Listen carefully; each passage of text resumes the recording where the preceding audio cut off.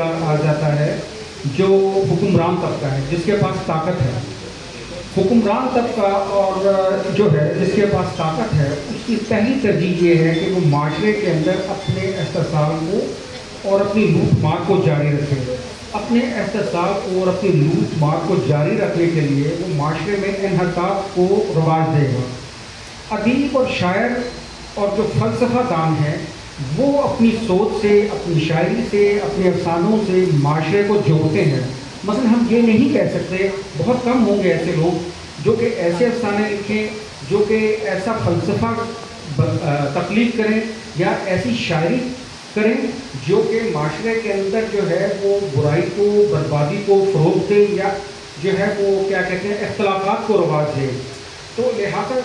सबसे जो अहम बात है वो ये है कि हमारे माशरे के अंदर, हमारी रियासत के अंदर या किसी भी कदीम सल्तनत के अंदर जो हुक्मरान तबका था वही एक चीज़ किया करता था जिसको कि अंग्रेज़ी में डिवाइड एंड रूल और उर्दू में तकसीम करो और हुकूमत करो। अब उसके लिए जो है वो ये है कि जो लोग अगर चाहे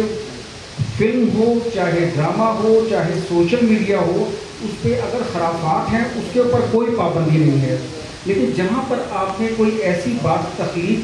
करके लिखी जो कि माशरे को जोड़ती है, जो कि जैसे आज हमारे मतलब बलूचिस्तान का मसला है या दीगर मामलात हैं, उसको जोड़ने की बात करती है तो उसके ऊपर फ़ौरन कदम लग जाता है। तो वही जैसे सहर साहब ने बात की कि हम जो है ना अब जो है जो जोड़ने की बात, अदब की बात, तख्लीक़ की बात, मोहब्बत की बात नहीं कर सकते, हम तोड़ फोड़ की बात कर सकते हैं, हम फहाशी की रवायती नाज़े नहीं कह रहा हूँ उसकी बात कर सकते हैं। जो इशफाक अहमद साहब ने जो ड्रामे लिखे और जो दीगर अफराद ने जो ड्रामे लिखे